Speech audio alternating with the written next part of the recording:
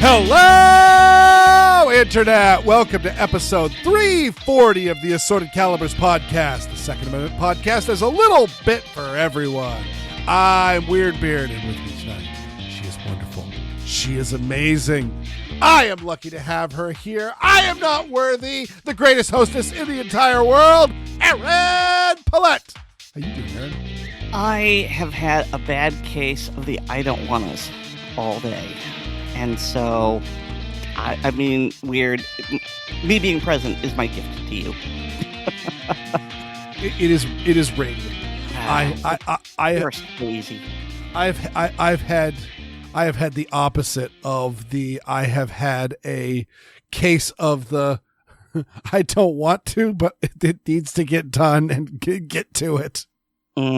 It's just everything just kind of piled up on today. So I have just been running around like a chicken with my head cut off. But I mean, how is that different from usual? This felt a little more urgent, but okay, fair enough. Let's see. In other news, I am winning at blood pressure. Oh, yeah, 171 over 101. You know. Higher numbers means I'm winning, right? High score, right? It does. Yeah. I mean, you're working your way up to being an anime boss. I mean, I'm working my way up towards an aneurysm or some sort of hypertensive crisis, because the cutoff point for oh my god, you need immediate help, why aren't you in a hospital, is 180, and I don't remember what the diastolic was, but yeah, that's not good. Fortunately for the handful of you who are worried about me, I am on medication for that, and it is working. I'm responding to it. Most of the time, I'm in the 140 to 150 range. It's still high, but it's no longer the, I expect a blood vessel to burst at any moment. So... And I've only been on it for like a week. Okay, well then so, there could be, I don't know the ins and outs and the necessities of how that one works, but there may be some bioaccumulation. Hopefully, fingers crossed. Knock on wood. Yeah. Well, I mean, if nothing else, it's knocked me down a category. Yep. So that's always good. So, other than that heady news, I'm doing okay. And so, I mean, we talked a little bit about you with you, running around like a chicken with your head cut off. Anything else going on? No. Chicken with a head cut off is as interesting as I get. Fair enough. I mean, I went up to Maine this weekend to see when we went to Disney. That was my dad's birthday's on Valentine's Day, and so it was. He was a Valentine. Yes, to your grandmother. Oh, that's so sweet. Yeah, it is. It's pretty sweet. Mm-hmm. But so we decided to go up and have kind of an impromptu birthday party, just because the next time we're going up is Easter, and I'm like, I don't want to have your birthday during Easter. That's cheap. So, yeah. So we went up. I went to Costco. And I bought Costco booze. I bought Costco booze and I bought New Hampshire booze. Screw you, Massachusetts, and your taxes. So, yeah. So you bought Costco booze in New Hampshire. I bought Costco booze in Maine and I bought New Hampshire booze in New Hampshire. Okay.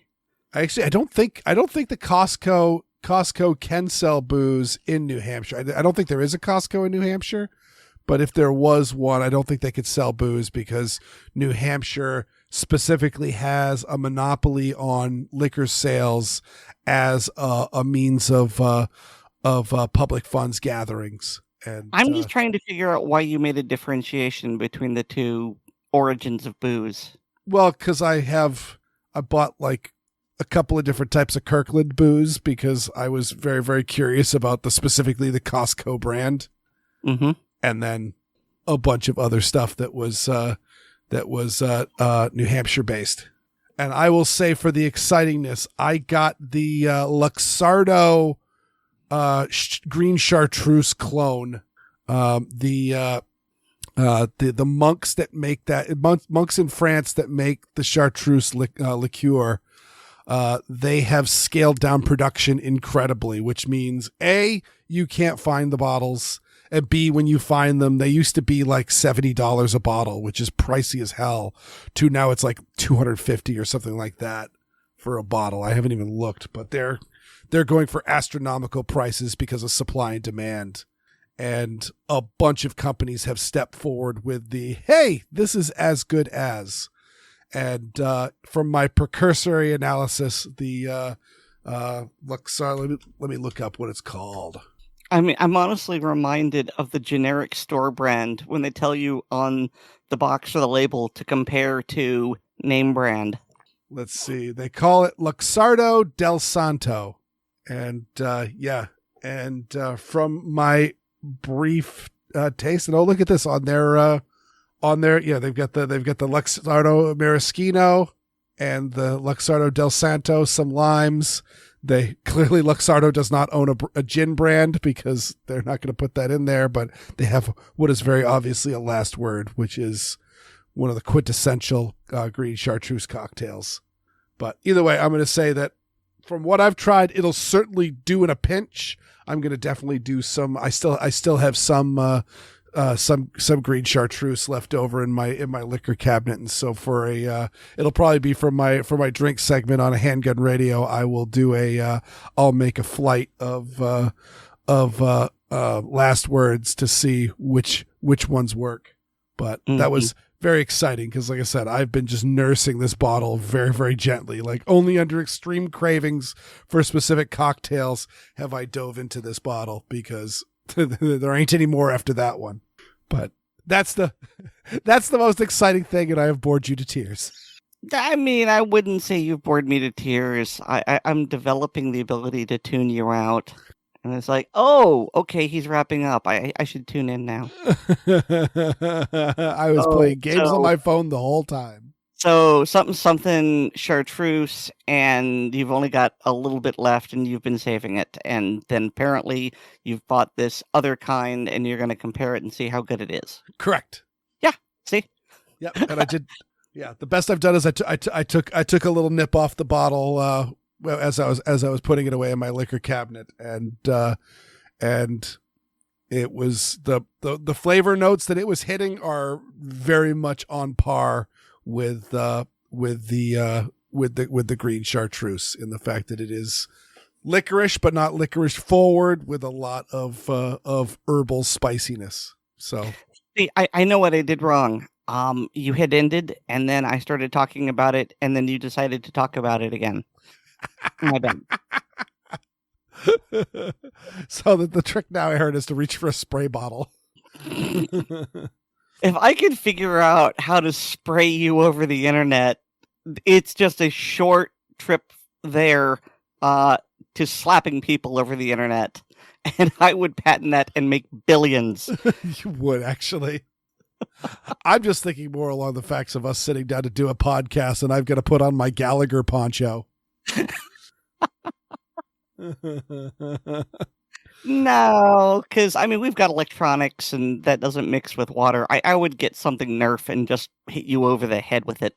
Well, I mean, Oddball did get me these rubber chickens that my daughter has taken into, and apparently it's deadly accurate with. Oh, deadly accurate and able to put a lot of power behind them. And so I've just mentioned that just like it's me being on the same floor of the house with her, especially if I'm like doing something where my concentration is divided, it is like being inside of a hornet's nest.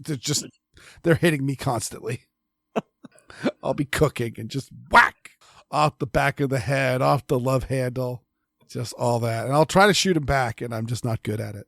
And I don't get a chance to really practice because as I go to shoot back, she's aiming the next one. Counter battery fire. Oh yeah. Yeah. No, it's not good. We're overmatched. Retreat. So speaking of retreat, this literally just dropped as we were getting to record this. Actually, I saw a video on it and I didn't want to click on it while I was cleaning up after dinner. But I found a news article on this, and this is some good news, Aaron. Mm-hmm. And that is the Department of Justice has announced the repeal of the Bureau of Alcohol, Tobacco, Firearms, and Explosives zero tolerance policy that has shut down gun stores across the country. We've been reporting about this for years, but that essentially Biden had, or someone within the Biden administration had essentially instructed the ATF that if they could find any violation that was an excuse to shut down and get someone to surrender a license, such as clerical errors, misspellings, using abbreviations when abbreviations are not acceptable, transposed lines, things like that. Instead of them saying, hey, I see this mistake that you made, it's obviously clerical error and we can decipher it and fix it, but also please don't send us bad paperwork again. Be more careful, train your employees, et cetera, et cetera. Instead, they'll do we're just going to revoke your license. And well, I mean, there's that, but there's also the fact that they were revoking it under the auspices of shutting down, rogue gun dealers. Yep. And so, that's just the character assassination insult on top of the injury of losing their license. And as the article says, even though, all right, they are going to review cases of the FFLs that had their licenses revoked, and they could have their licenses and their businesses restored. But if they've gone out of business, if they had to shut down and lose their location because they couldn't sell guns and they couldn't pay for it, it really won't matter that they've got their license back because they'll have lost their livelihood. And, I mean, it's a nice moral victory, but I don't know if they could, sue for injuries at that point because, that's the problem with suing the government. First of all, the government has to let you sue them. Second, the government has way more resources than you do. And third, okay, so you sue them and you get your money back from the taxes that you put in the first place. It's basically suing yourself, but with more steps. And so, I mean, this is me being cynical, folks. And I would rather this happen than it not happen. But I'm still going, if this just hadn't happened in the first place, there would have been a lot of misery that could have been saved. That's all. Yeah, I mean, again, we've talked a bunch about potentially dismantling, shutting down the ATF, and this is another kind of great example of how that's not really such a radical idea because, I mean, number one, you mentioned the rogue gun dealers, which is a common propaganda point from anti-gun people. I've covered it many times in the Weird Audio Fisks of these bad apple gun dealers that don't care about the rules. Well, if there's such a problem with bad apple gun dealers that don't care about the rules, why are you shutting down gun shops that, wrote ST instead of street or ST instead of saint, on something, or misspelled somebody's name when copying down on a 4473, and all that. Why are you doing that if there's supposedly these shops that are just, shipping cases and cases of Glocks out the back door to arm the gangs? And also it goes on to just the antagonistic nature of both gun control, the ATF in general, but also the whole motto of gun control is, we need background checks and all that stuff. And the only place we can get background checks is gun shops. And we're actively shutting down gun shops. Okay, why? Well, because no, we don't care about background checks. We care about you never getting guns ever again. So, yeah, this is, I mean, you're absolutely right. And also another sadly cynical statement to make is that in the case of these, I mean, the ATF, they have guidelines. They don't have rules. There are laws that they are following, but then within interpretations of the laws, it's all just interpretations and all that. That's why we have, the pistol braces where they're fully legal. Oh, they're only legal so long as you don't put them to your shoulder. Well, you can put them to your shoulder, but don't. Not. Oh, they're machine guns. What? Okay. So, or machine guns? No, I guess not. That was bump stocks. SBRs. You're creating an SBR, and possibly you're creating an SBR even if it's not attached to anything. Like it's an SBR even if you had like an AR-15 brace, but you didn't own an AR-15. You own a machine gun, even though it can't even discharge a round, because the ATF works on Chevron deference. They make up how the rules are going to be enforced, and then they send the SWAT team. Mm-hmm. And I mean, considering all the weird stuff that the ATF has ruled, I honestly was willing to believe that they could say that a pistol brace made a gun a machine gun, because why not? Yeah. Oh, absolutely. I mean, it's not outrageous. I mean, this is the same agency that basically believes in homeopathy, in which, homeopathy, water has memory and we can constantly dilute things and it still retains the memory of the drug. Mm-hmm. Whereas the ATF goes, well, it matters in the order in which you put the parts on, because what is it? Once a rifle, always a rifle. And you can turn a pistol into a rifle, but you can never turn a rifle back into a pistol. No, it's a short-barreled rifle from then on. And it's like, really? You say this with a straight face? Mm-hmm. Yep. No, and you can register an AR-15 as a short-barreled rifle and put a 26-inch barrel on it.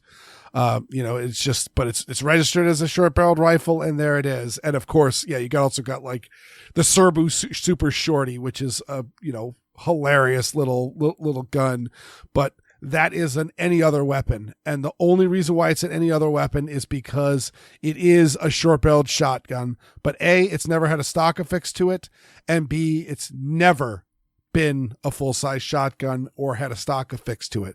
It specifically needs to be, those receivers need to be made and never actually manufactured into a functioning gun until they're manufactured into the Serbu Super Shorties. And then and only then does it become an any other weapon.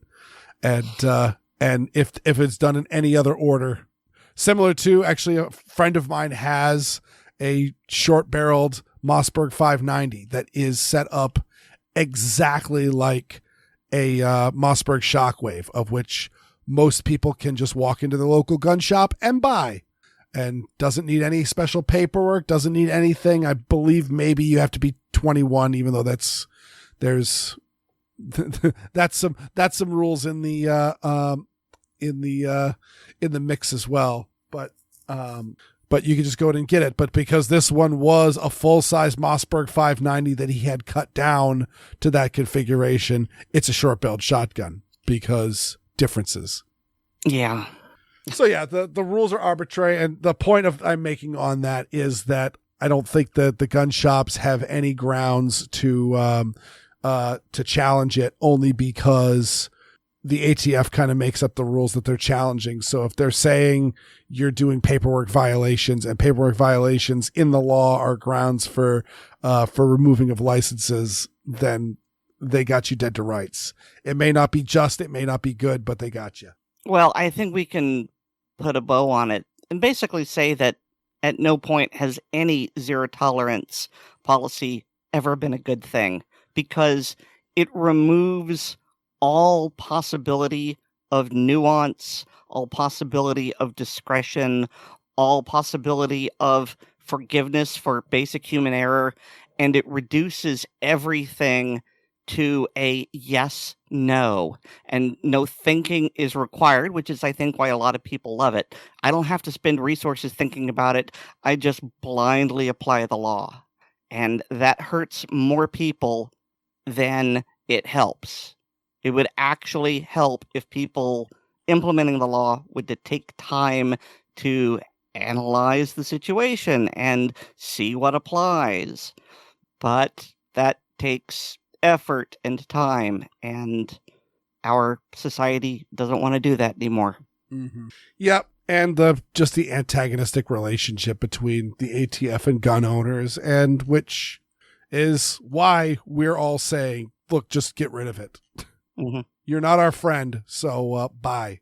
But the only concern I have about that is, all right, we get rid of the ATF, but something is okay.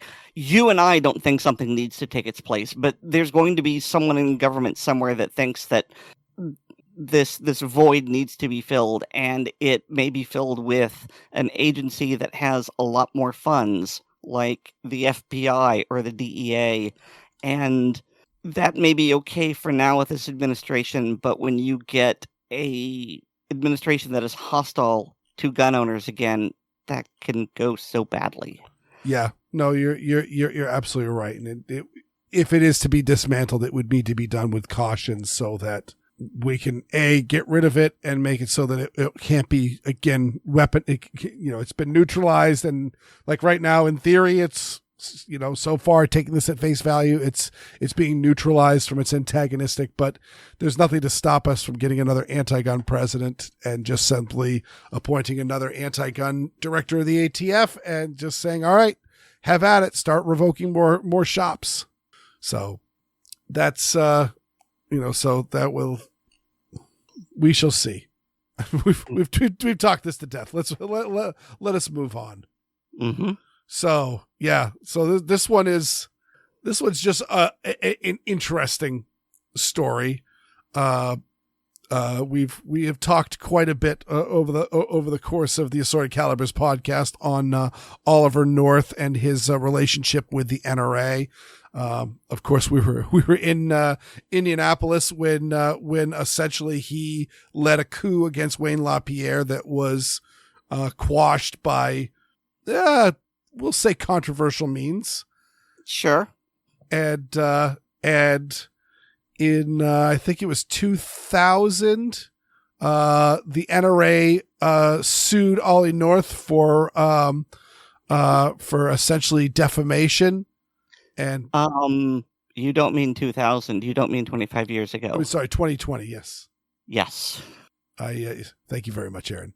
The 2020. Yeah, the NRA filed suit against Oliver North for defamation. That case was dismissed, and now it appears that Colonel North is returning the favor and suing the NRA. And I believe he's also going after, is he specifically citing defamation for malicious prosecution? Oh, that's even better. So, yeah, for the fact that, well, essentially all the defamation that he was doing against the NRA, pretty much they deserved. Mm-hmm. Yeah, you and I were there, and as the results were coming out, we were only hearing the NRA sides of it. And it sure sounded like North had gone off the deep end and was trying to overthrow Wayne. And, they were fighting the good fight. And then as the trial with New York Attorney General Letitia James against the NRA went forward and all the stuff started to come out, we're all going, oh, wow. North had an idea of what was going on and was trying to save the org, and the org decided that it would, take its chances with the profitable status quo. And so it was really interesting to see how that all played out. So, yeah, the NRA sued, or at least filed, against North in 2020, and there's a whole thing on that. But that case was dismissed only last month, March 7th. So it's dragged on that long. And now that the case has been dismissed with NRA's new lawyers, North decided that he needed to, I don't know, get revenge, get compensation, get an apology, something. And so he's claiming that he's a whistleblower who suffered retaliation from the NRA. And, well, I think people know my opinion of Oliver North. And that said, he was done dirty by the NRA and Wayne and the cabal. And so I wish him the best of luck. I've got a little bit of concern because I still want the NRA to succeed. I want it to reform and be healthy and succeed. And I hope this cures the damage without delivering a fatal wound to the still recovering NRA. That's really how I feel. Yeah. The certainly, I mean, I am trying to be very, very optimistic about it. Again, it's Tennessee, but it seems like a lot of the cancer has been excised from the NRA, and there's a lot of motions towards really making it a better organization for representing the people and defending the Second Amendment. And so, I would hate to see this bleed them out in a time of weakness, because again, donors have been leaving like crazy because of the misconduct. Yeah, I don't quite remember when it was that I left, but it was, I don't know, 20 or 21, I think. And much like you, I think it was you who said no money until Wayne is out. And Wayne is out.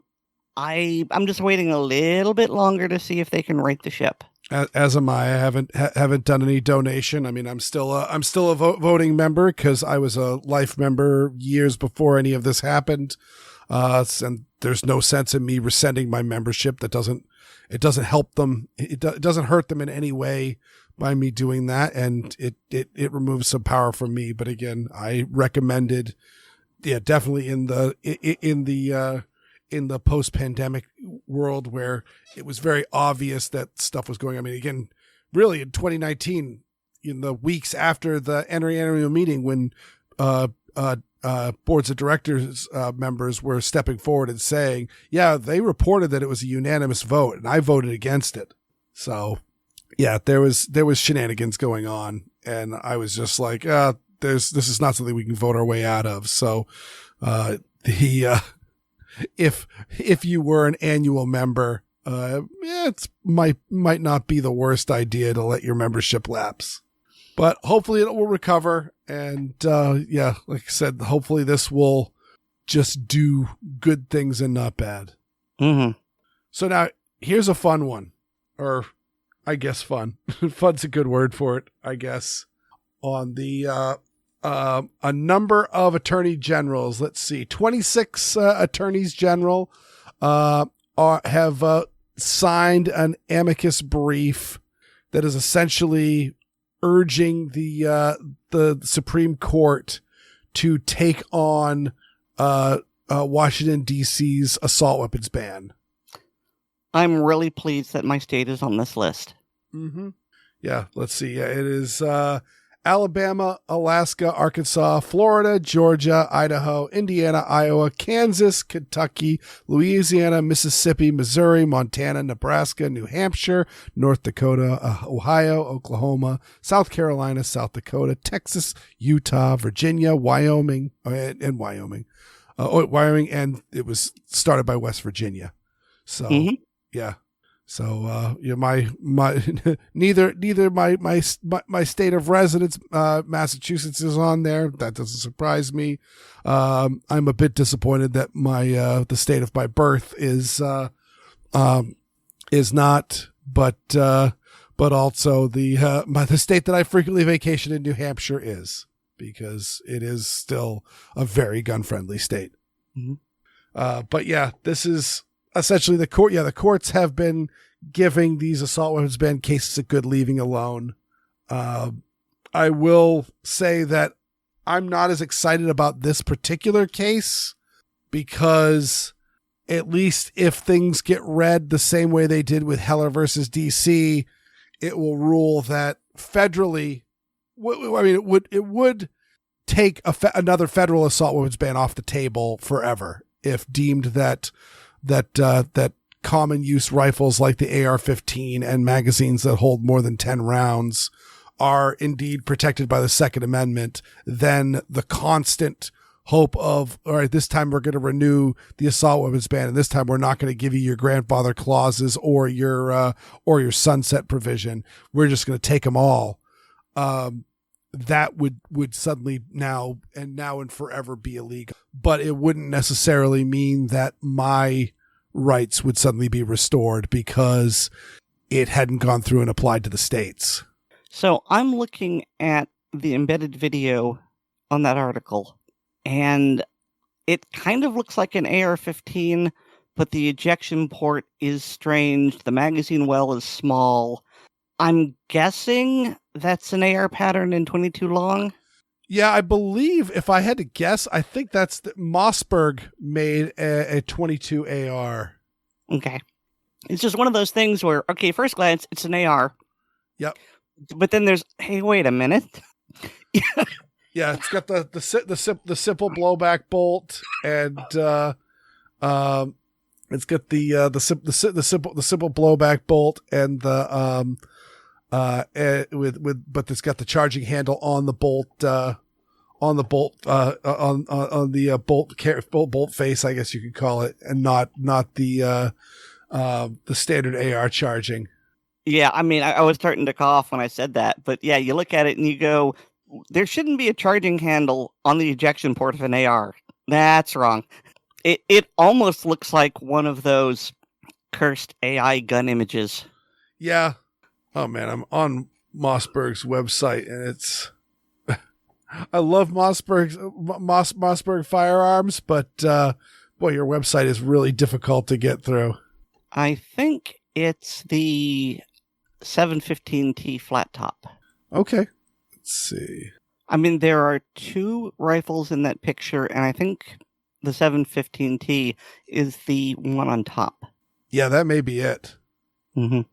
It certainly got the little divot in the mag well. Let's go back over, and no, it's a slightly different gun, but overall, that's a 22 AR of some sort. All right. And I will say, for Massachusetts, they're still illegal. Well, everything's illegal in Massachusetts. I mean, it's totally true.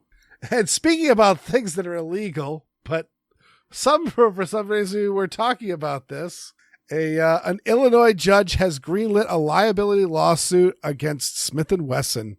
And so, yeah, this is the Highland Park was where they were having was the 4th of July parade?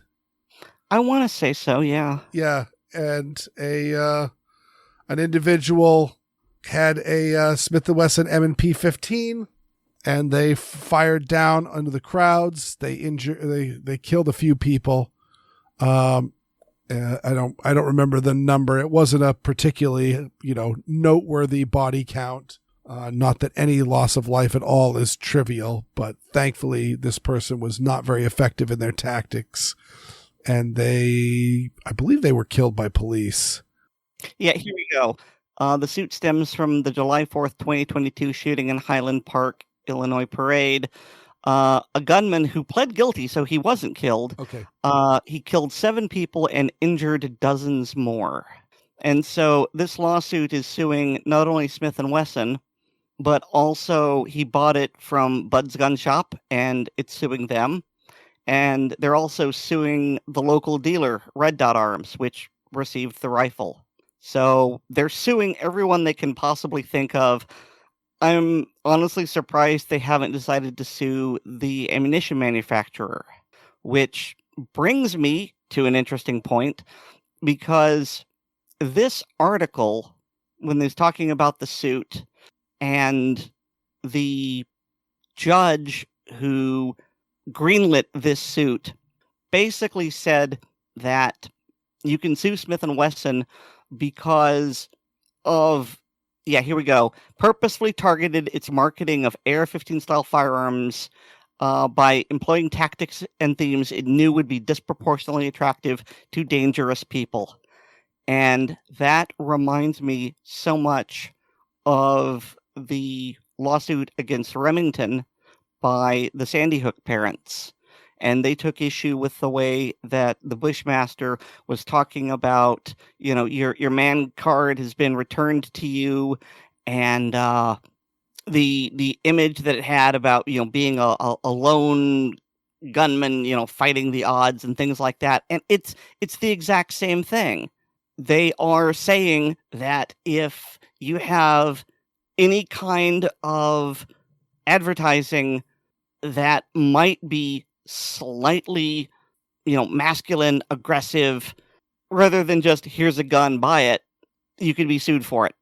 And may I also add that, so you're 100% correct. This is the kind of the new loophole that has been found, is that the Protection of Lawful Commerce and Arms Act states that any crimes committed by somebody using a firearm is not the fault of the manufacturer. They made the gun. The manufacturer can only be held liable in the event that the firearm malfunctioned in a way that caused liability. And if the gun worked purposely, again, this is not the anti-gunners call this special, special protections and all that, but it's not. You don't have somebody who, kills people in a drunk driving accident suing Budweiser that made the beer that got them drunk, and then Cadillac for the vehicle that they, got in the car, drove, and crashed into people. No, it's the person who made the very, very poor choices to drink and drive that is the person who's held liable for all of this. And so this is exactly how, everything else works. When I cut myself, with a kitchen knife chopping onions, I don't go and sue Henkel's because, you made a knife so sharp that it could cut an onion, but it also can cut a human. Yeah, that's the whole point. You've got a rifle. If it can shoot a bad guy, it can also shoot a good guy. And so the Remington case they were not successful in the case itself. Remington, or the insurance company that was covering Remington's insurance, settled with the Sandy Hook families. And so, wasn't Remington currently dealing with bankruptcy at the time? They were and still are completely bankrupt. There is no Remington Arms anymore. Right. There is Remington IP floating about in various locations, but Remington has been completely dissolved and scattered to the wind. My point being here is that it wasn't the Remington lawyers that settled. It was whatever group that held them, like, creditors or something like that. Something that was involved. It was the insurance adjusters. Okay, there we go. And so they just wanted it done rather than worrying about what would happen to the brand name, because they were basically chopping Remington up for parts. Yeah, you could make a comparison to when the housing bubble popped in the late 2000s with suddenly all these banks suddenly had piles and piles of real estate on their hands, and they're like, I don't want to deal with any of this. Yes, I understand that, like, this is the collateral for the loans that we wanted, and this could be profitable for us in the case of the foreclosure, but we're not in the business of selling houses. And that was the same thing. They're not in the business of defending an industry because the industry was already gone. They were just in charge of the liabilities, and so they made the liabilities go away. And that as you can see here, that screwed us because that made this go through. So hopefully Smith & Wesson will fight this, because it's been said by a lot of legal minds that the Remington case was not necessarily cut and dry or a solid win for the anti-gunners. one of the big factors is there any evidence that the Sandy Hook killer consumed any, advertising money from Remington? And was there any reason to think that was swaying them to be violent, which itself is foolishness because, Smith. Didn't the Sandy Hook killer murder his mother and take her gun? Correct. Yep. The Bushmaster rifle that was the key factor in there never belonged to the killer. It was stolen, and it was stolen by means of murder. And and it was stolen from a woman. Mm-hmm. So the theory that this would appeal to a murderous young man, consider your man card reissued. Forces of opposition bow down. You are single-handedly outnumbered. A woman bought it. Yep. Obviously, that marketing didn't work because it wasn't meant for her. Mm-hmm. And again, as we keep saying, it was acquired by murder. So it is a bad faith argument that unfortunately seems to be working. Well, it's a bad faith argument that seems to be progressing. Is the takeaway point that I want to get at? Is that in no way, shape, or form is this necessarily a winning strategy? And hopefully, the people at Smith & Wesson who are certainly, there is talk of the olden days with Smith & Wesson with the Hillary hole and corroborating with the anti-gunners to try to save their skin and all that. Those days are definitely over, and they are definitely here to protect the industry for everybody. And so hopefully they will go forward and fight this as best they can, because this is what we need. Because the Clinton era lawsuits that led to the Protection of Lawful Commerce and Arms Act never once had a victory. It was just cases that were settled. And so it was just the lawsuits itself was the punishment. And they were just trying to hemorrhage money from the industries by suing. And so hopefully someone will shut this down so that we can get some precedent that just says that no, you can't sue us, and no, you can't sue anybody else. Well, from your lips to God's ears, Weer'd. Yeah, well, hopefully God's listening. I'll just be over here holding my breath. Please don't do that. I like you. Thank you. All right.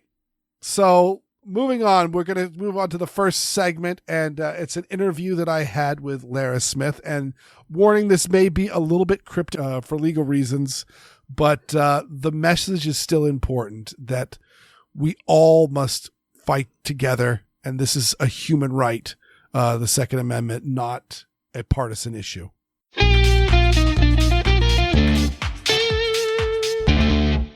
I am pleased to welcome back to the Assorted Calibers podcast, Lara Smith of the Liberal Gun Club. How you doing, Lara? I'm great. Thank you for having me. So I may have mentioned in our last interview that I was trying to get a hold of you for something different. And this is the something different, is that Erin Paulette had a certain complaint, and she said that you would be the best one to talk about it. And we talked a little bit about it before we started. And so you're like, I want to be careful about what details to reveal. So I'll let you kind of build the fence on where we're going to be talking. Yeah, that sounds good. I don't want to throw anybody under the bus in particular. But I think people should know this is going on. So what is happening? Or what are you perceiving that is happening? So not just us. So Liberal Gun Club, which I call LGC, so everybody knows when you hear me say LGC. We noticed that we and some other group were not getting invited to certain industry events. Now, I will say this is not SHOT Show. This is not everybody. But this is that we had been invited to before. Things that we had been at, some people had gone kind of quiet. Well, I should say some organizations had gone kind of quiet. And Aaron and I talk fairly regularly. Aaron had noticed something similar. Some other groups had noticed something similar, and kind of at the same time. So I started asking around to some contacts, and what we got back distilled down was, well, we just don't really trust that you're truly pro 2A. Okay. Why? And again, I want to remind everybody, this isn't just LGC, it's other groups, but it's all kind of the non-traditional groups. Why not? Well, your members or your supporters or your whatevers, they don't vote Republican. So how are you guys proving that you're Second Amendment supporters? And I think there's a real problem with that. I think that I think that really goes against the ethos of a lot of people I know in the gun world, which is guns are for everybody, and we're all better off when we protect everybody's rights to them. It certainly goes against the ethos of our organization, which is every single civil right for every single person. And I do mean every single person.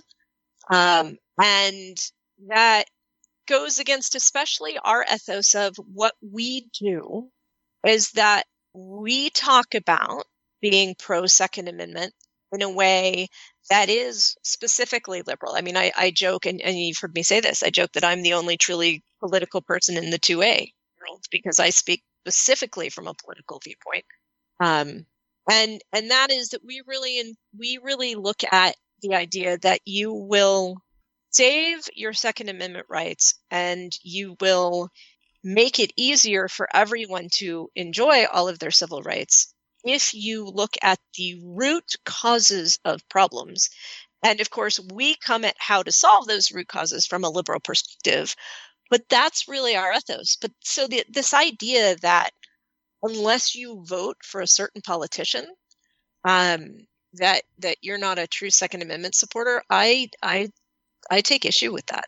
Yeah, and I'll even expand it even further in noting that we frequently talk about here on the Assorted Calibers podcast that the Second Amendment isn't a partisan issue. It's that there is just as many arguments on if you are extreme left wing. I mean, Karl Marx frequently talked about the need of the people to have arms to rise up against an oppressive government. And right. It's just, I mean, there is no real partisan nature to the Second Amendment. There are, and just the same as there are, left-wing causes that absolutely get you to need firearms. And obviously there are left-wing people that are presenting gun, the who's who of anti-gun groups, unfortunately are left of center. But there are right-wing people that are not at all interested in the unwashed masses being armed. And so the idea that a Second Amendment group would be drawing those partisan lines not only is going to make a smaller tent, and to quote Ben Franklin, we must hang together or we will all hang separately, but also I feel that we absolutely need to lay a fertile soil for pro-gun Democrats specifically, so that we can start getting them and start encouraging people to say, hey, I live in a deep blue inner city and we have crime, we have problems, the police suck. I'm concerned about, conservative activist groups. I'm concerned about white supremacy. What name your problem? I want to own guns. And specifically the guns that I own are AR-15s and Glocks and the exact guns that every who's who anti-gun person is. Those are the ones with the targets on them. And you're literally coming to take not just my guns, but all of my guns away. I don't have hunting rifles. I don't have, long-range target pistols. I don't have any of that stuff. I have guns for self-defense, and those are the guns that you're banning. And though between those people and hopefully, Second Amendment activist groups could encourage people who, hey, you want socialized healthcare? Hey, you want liberal abortion laws? Hey, you want to reform the police? You want reparations? Whatever. Name all sorts of causes that the right wing generally balks at and all that. But there's nothing about that is anti-gun. Right. I mean, I have to say, like, the groups that I don't understand why they're not getting together with the left, especially are like the hunting and conservation groups. Like, I don't know, we all like environmental conservation is an absolutely left idea, and ideal, I should say, really. Reach out. That's ground you all agree on. Hunters want land protected for hunting. They want land protected for game. They want healthy game, right? Like, we might not agree on every nitty gritty, but why, again, I think people have got to stop letting perfect be the enemy of the good around civil rights. It's just, the purity tests don't work. Especially now when you see a lot of people on the left coming to the, oh, this is why you've been talking about firearms. Oh, right. And, a lot of people on the left are really like, oh, that tyranny thing? Crap. Maybe we should worry about that, and so to be shutting it down because you don't vote for a particular politician, I think is problematic. And I can tell, plenty of stories of I go and meet with my personal reps, or I try to, in part because of what I do, but also in part because I want to know who they are. And I went and I met with my state senator, who's a Republican. He's not pro-gun. He doesn't know a thing about him. Doesn't know anything about him. Not going to come out fighting for gun rights ever. Nice guy, but no more likely to come out fighting for gun rights than my liberal doctor, U.S. House rep is going to. Yeah, and that's true. And again, the various things. I was just contacted by my neighbor. There was a shooting in town, and there were police helicopters circling overhead, and she's a very open Democrat voter and all that. And she's just like, all we've got here is a pellet gun, and I'm not feeling very comforted by that at this exact moment. And right. So we're walking through the horrible hurdles that Massachusetts has put up in the way that, again, I will note are also, very, very, very economically challenging and very ableist and all that. Oh. So it's one of those, even the left-wing people pushing this crap are hurting other left-wing people. Yeah. No, I mean, we were on one of the briefs on the new law. I mean, LGC opposed it, specifically opposed it. We've done briefing on it. That doesn't help anybody. And it's badly written, right? And again, let's go back to kind of Kevin Dixie's mantra of gun control is racist. A lot of it's incredibly racist. Look at how California gun control came out of the Black Panthers. Look at, how we got an NFA. Now we kind of forget a lot about how people saw the mob and how people saw the Irish and Italians, but a lot of that was incredibly racist. Mm-hmm. Absolutely. And I believe luckily North Carolina did get rid of it, but they had their pistol purchase permit and it was $5. And I'm trying to remember if I've actually tracked down any documented, though. A lot of these people are really good about not getting their intentions on the record. But my understanding was the $5 was chosen because that was a weekly salary for a black freedman in Reconstruction South. Right. It was a sharecropper, a weekly sharecropper salary. That's exactly right. Yeah. I mean, that's a lot of why people were so opposed and put up all these laws to make it harder for the Great Migration because the gun laws were easier in the North. Mm-hmm. And the former slave owners were really worried people were going to go get guns. And isn't it funny that when the Civil Rights Act was passed, that's actually kind of the birthplace of the suddenly restricting guns? Like, yeah, well, earlier than that, though, right? I mean, really, you start seeing it in the 20s and 30s. Yeah, no, yeah, the 20s and 30s you have, but that's really that was an ableist. That was an economic boundary. That was, if you pay us enough money, we'll give it to you. And but who had the money? That's absolutely correct. That is absolutely correct. And then, but the blanket, you just can't have this kind of gun, or you can have this kind of gun, but you can't carry it, really started taking off in the what we consider the modern gun control groups. All of the Brady campaign, all the various who's who of the old school gun control groups all started in the late 60s and early 70s. Yeah, absolutely. I actually did a little quick study of I cross-referenced thankfully that's gone now, but it used to be there were certain towns that if you lived in Massachusetts, you would only get a restricted permit. And I found that there was a magic number. If the town was 80% white or higher, you could just get your permit. As soon as it was 79% or lower, that was all of a sudden when you would always get a restricted permit. Oh, yeah. Yeah, I mean, there's so much of this. I mean, I've talked about this a lot. What are magazine bans for? Mm-hmm. They're sentencing enhancements. They're sentencing enhancements for brown kids.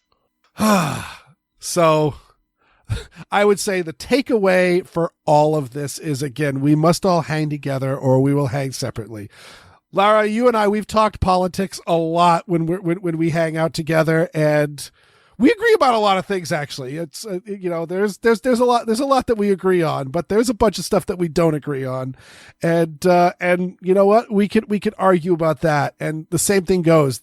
You've got some neighbors, you've got some family members, and all that. You guys don't agree about a lot of politics, but wouldn't it be a whole lot better if we just took the whole gun thing just off the table? You guys could talk about abortion, you guys could talk about healthcare, you guys could talk about immigration, but you know what? You guys can all also have an AR-15 and a Glock with a high capacity magazine and all that stuff, and we can all carry to our various rallies. Right. And I have to say, the other thing that I'm not trying to take off the table is safety for children. Mm-hmm.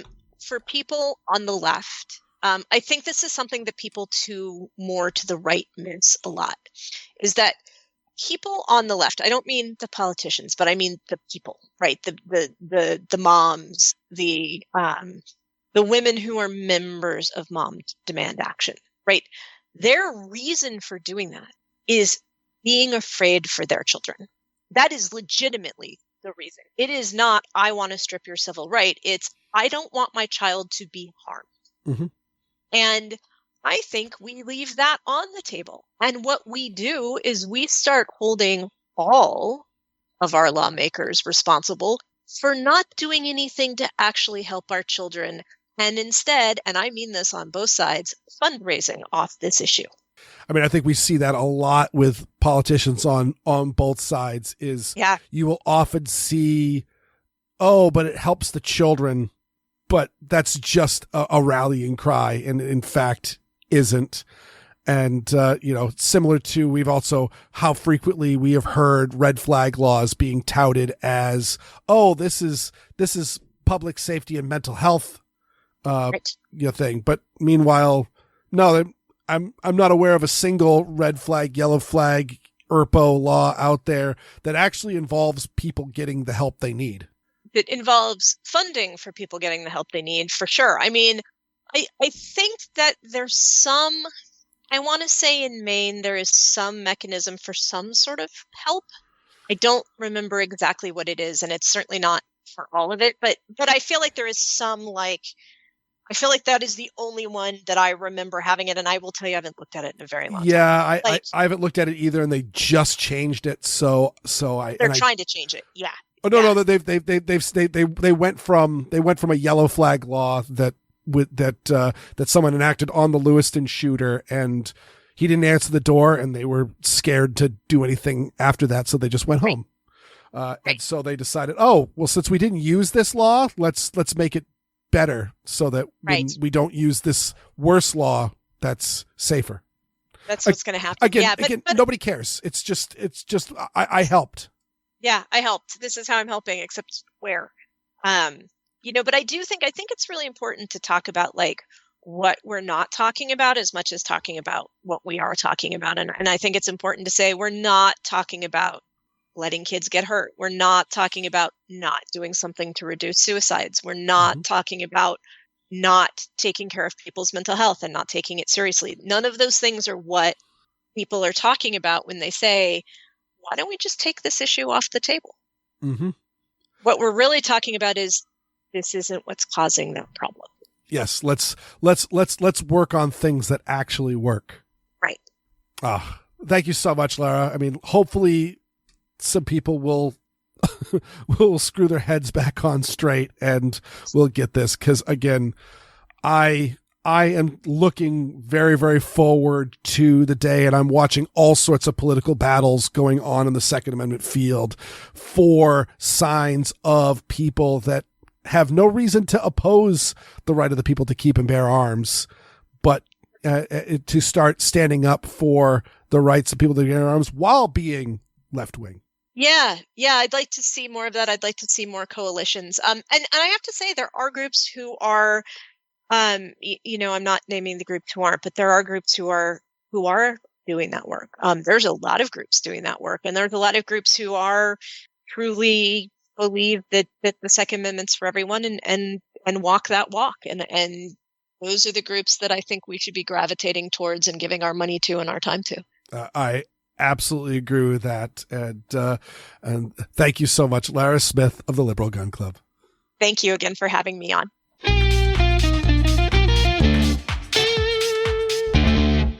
If I may say, we often hear in the First Amendment community, I disagree with everything you said, but I'd fight to the death for your right to say it. And it seems we don't have that same level of reciprocity in the Second Amendment. And I say that in the fact that there absolutely are people that are quote unquote friends of the First Amendment, but are perfectly fine with saying, oh yeah, but no, what you're saying is hate speech, or what you're saying is should be censored. And unfortunately, we have some of that in the Second Amendment group as well. Maybe it's just because I'm more keyed into what's going on with Second Amendment advocacy as opposed to other forms of advocacy. But yeah, it does seem like we kill a lot of our own wounded on the battlefield. And I don't fully know why that is. I mean, politics and partisanship and things like that. But why people don't realize that you're hurting allies and we're stronger together, that I don't know. But on to the main topic here.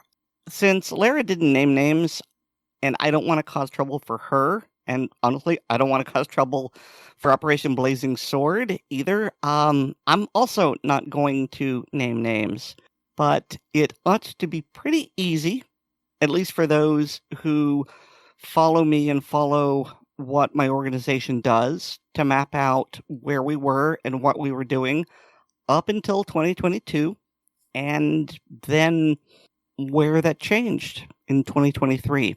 And speaking of her last line, where she talks about giving money to orgs, and since it's tax season and everyone's mad at the government during tax season, I would like to remind all of our listeners that Operation Blazing Sword is a tax-deductible charity. So when you donate to us, you not only donate to a cause you believe in, but you also pay fewer taxes.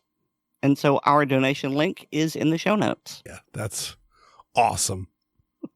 And if you need a receipt for a large donation, I am happy to write you one. Because the way I believe it works is that you can just claim $250 donation and the IRS isn't going to blink at that. But if you donate more than $250, and I don't know if this is, per donation or lump, but past that $2.50 mark, you need a receipt, and I will you know what? I will write you a receipt for $1 if you ask for one. You just have to ask for one. Can we get the receipt with lipstick? I mean, you could. I'd rather not, because what I prefer to do is send it over email, because that's easy and free, and I always have a copy and you always have a copy. And so if you want it like that, then I would have to print it out and physically mail it, which I would do, but I'm going to grumble. Okay. Well played. I mean, I'm not going to do it for $1 donation, that's for sure. But I mean, if you want to donate, like, triple digits, sure. I will send you a receipt in a nice big, sealed with a kiss envelope. Wonderful.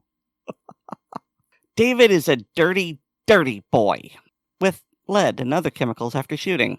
So this is how he gets clean.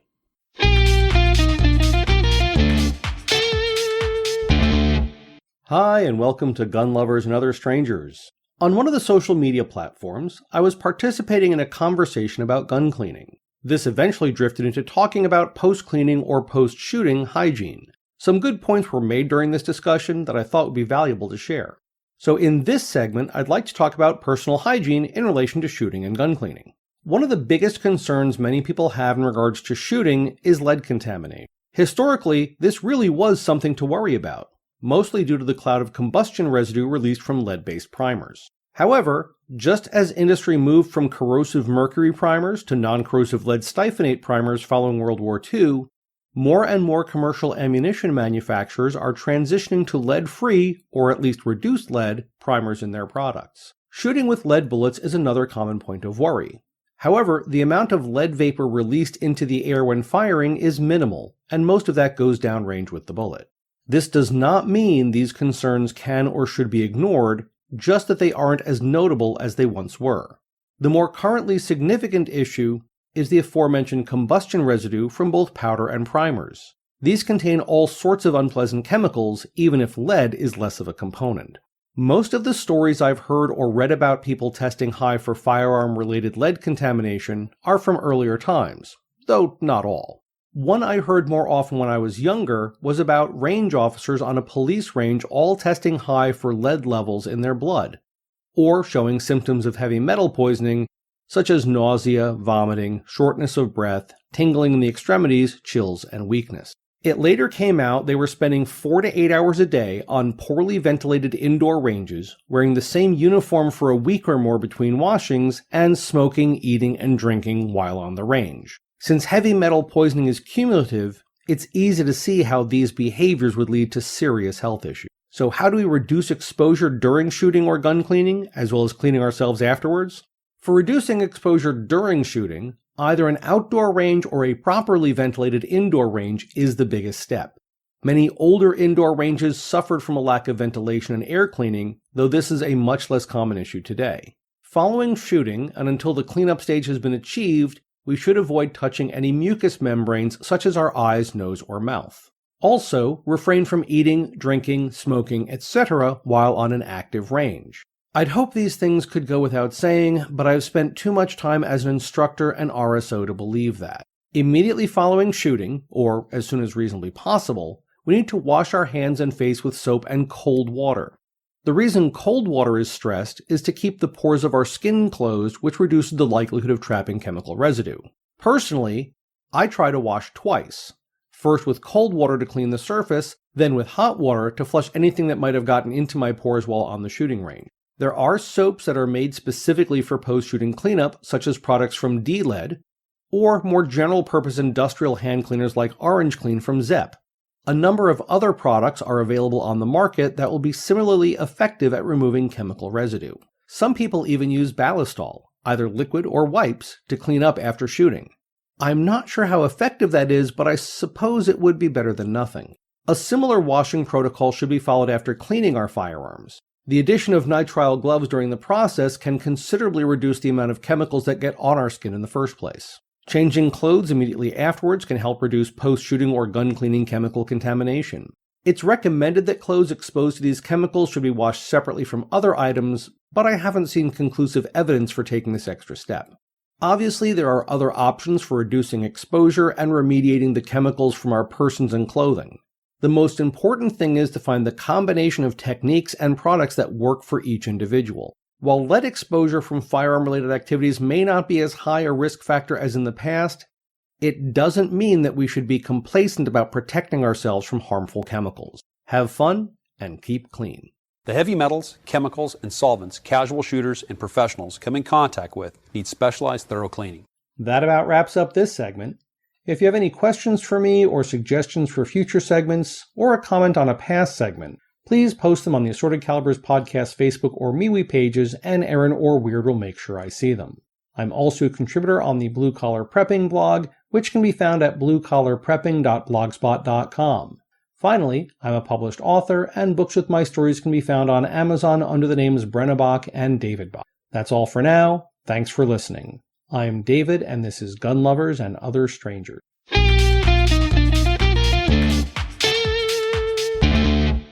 I gotta say, sometimes like you're at the range and you see someone do something with the total lack of common sense, the ultimate one being the new shooter. And again, if you are ever teaching a new shooter, always keep an eye on that muzzle, because it is so instinctual to do the bang, bang, bang, turn around. Did you see what a good job I did? Swipe that muzzle across to everybody. Mm-hmm. Always be there to be able to grab the hold of the gun and the muzzle, to take control of it, to keep it pointing down range if the person wants to turn around and look around and see how the world has reacted to the magic that is their first shots. But you also see it with the really just hygiene and safety, like again, people eating and drinking. I mean, I saw somebody with a coffee cup that brass was actually getting ejected into. Ew. Yeah. Or just, I mean, even just it being near the ejection port, because it's just coughing up like this. When you're done shooting, look at your gun. It's filthy. If you've got a ham sandwich beside it, it's also filthy with that same stuff. Would you like to eat the patches after you've run them down the bore of your gun? No. So yeah, this is just use some common sense. This is a dirty environment. And so you treat everything as if it's dirty and then get yourself clean. And I really do like David's idea of the cold first. I've heard that before, but then hot, because the idea is you're going to clean the area and then you can open up the pores and get whatever the heck you can get out, but you're not going to be introducing anything in. So I'm trying to find it, and I can't right now. But within about the past month, I saw a Deviant Ollie video where he was shooting at some sort of event, and they had premiered a new product that was designed to get the lead off. And it even came with a video showing about how, okay, you've got the lead strips and you test your fingers and it's a bright color and yeah, covered in lead. And all you have to do is squeeze some of this on your hand. And it's almost like hand sanitizer in terms of texture. It's not like it lathers, but you put it on your hand and you let it dry and it somehow removes the lead. And so I thought that was pretty neat. The rest of y'all didn't think it was that neat. So if I can find it, I'll include it in the show notes. Yeah. Do you remember why you and David didn't think it was that cool? I don't. I'm drawing a blank. I gotta assume it was at the Moonshiners Brutality match that he was shooting at for all of that. But no, here we go. It's called Tactical Grit for getting the lead out. Okay. And I think the big reason is that as David was saying, is lead exposure specifically lead exposure has gone way down since our parents were learning how to shoot. And so lead isn't nearly as much of an issue as it was. And also the lead, a lot of the lead that we're getting from modern shooting ranges, which is mostly just vaporizing some of the lead off the base of the bullets as it's getting hot going down the barrel. That's elemental lead, which is not as dangerous as organic lead, such as priming compounds, lead paint. That's the reason why everyone talks about lead paint, is because it's actually a compound of lead that is more reactive. So I think it's more the issue of focusing on the lead rather than focusing on the fact that it's combustion that's going on. There's all sorts of crazy chemicals that are being generated in the soot and grunge that coats your gun after a nice range trip. And so just focusing on just making sure that you are clean, and really good soap and water is really all you need. Okay, so I found the response, and David says it sounds like another version of D-lead soap, which is listed in the show notes. And he reiterated the point. Well, actually, you reiterated his point, and he goes, as far as I know, most current commercial ammunition doesn't produce much lead at all. Other potentially harmful compounds, yes, but not much lead. So, yeah, it's all about getting clean, not just removing the lead. I mean, it's not a bad thing, and especially if you're in any sort of situation. Like, I mean, honestly, if you're like a carpenter or something like that, where you're renovating old houses where you're going to be getting lead paint on you and all that. That actually might be a pretty darn good idea, is just a way to get a lot of that lead out of, off of your body so it doesn't get into your system. David is sometimes very dirty, Aaron, but you know who's always clean? I mean, that's a very broad statement, Weer'd. I know you want me to say our listeners, but being friends with some of our listeners, I know for a fact how filthy their minds are. However, to play along with the bit, I will answer your question with our listeners. I know our listeners. Thanks to each and every one of our listeners. But we're going to give a very special thanks to all our supporters on Patreon. So we go to Patreon, go to patreon.com/Assorted Calibers podcast to sign up. Patrons can get an early release of the podcast, plus bonus content with various blooper reels, the ACB film tracks, and the ACB mag dump.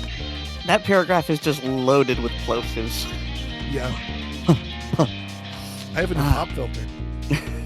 Also, please remember to rate us on Apple Podcasts and Pocket Casts, subscribe to us on the platform of your choice, and share the show with your friends, both online and off. I got a blog. It's weirdworld.com. That's WEERD world.com. And hear me weekly on Handgun Radio on the Firearms Radio Network. And you can get more from me at linktree/Aaron Plett. That's linktree.ee/Aaron Plett, all one word. And thanks to Nate Spencer for our music. So I had a great transition, but no, Weer'd drew a line in the sand and he wasn't going to use it. Our sense of propriety is assorted, and so is our podcast. Good night, everyone. And the people who subscribe to the blooper reel will be able to hear it. Good night.